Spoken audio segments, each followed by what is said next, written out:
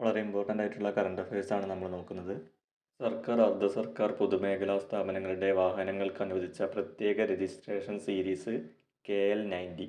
സർക്കാർ, അർദ്ധ സർക്കാർ, പൊതുമേഖലാ സ്ഥാപനങ്ങളുടെ വാഹനങ്ങൾക്ക് അനുവദിച്ച പ്രത്യേക registration സീരീസാണ് KL90.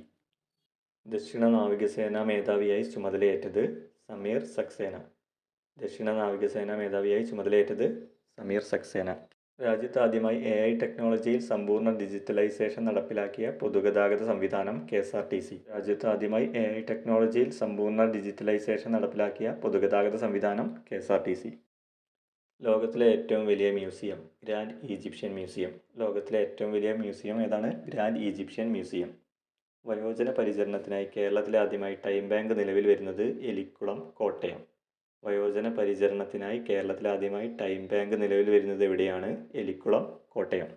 Swachh Survekshan 2025 report പ്രകാരം രാജ്യത്തെ ഏറ്റവും വൃത്തിയില്ലാത്ത നഗരം മധുര, തമിഴ്നാട്. സ്വച്ഛ് സർവേക്ഷൺ 2025 റിപ്പോർട്ട് പ്രകാരം രാജ്യത്തെ ഏറ്റവും വൃത്തിയില്ലാത്ത നഗരം ഏതാണ്? മധുര, തമിഴ്നാട്.